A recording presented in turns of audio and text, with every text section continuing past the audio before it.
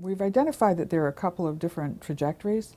Some people may be symptomatic right from the time and really dramatically change. And it's not unusual for adults, when they go back and talk about their childhood and talk about what they were carrying, to have other people say, oh yeah, you dramatically changed at such and such a time period, which was around the time of the abuse. So it may show right away, and the symptoms may be there. And by the time they get to adolescence, they may be using substances, they may be using self-harm, they may be suicidal, suicidally depressed. I mean, a lot of things can be in that pattern.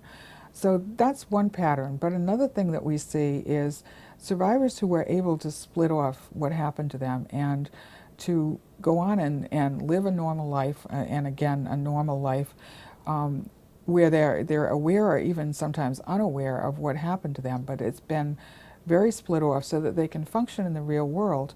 And another trajectory is that they function really well in the real world for a period of time. And then at some point, they get triggered. And I know you know, a lot of these issues come into play, and the triggering can then cause all kinds of reaction, including recall that was not previously available to the individual. But it's ironic because they're carrying around something that they may not know that they're carrying around with them.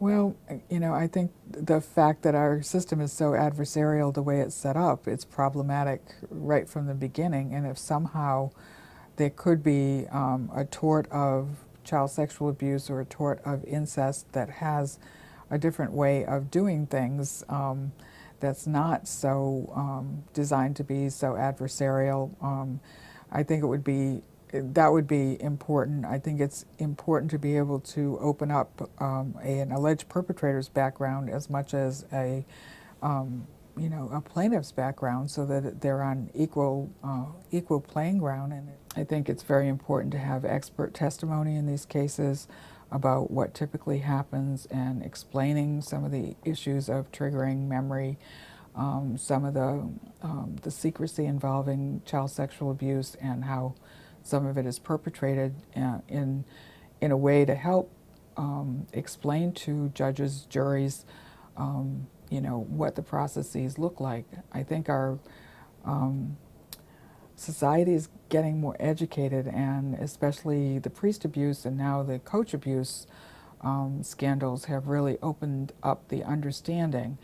But the understanding only seems to go so far. And part of my professional endeavor all these years has been that we often see that there's a lot of empathy for little kids and for 8-year-olds or 10-year-olds, but we forget that they grow up.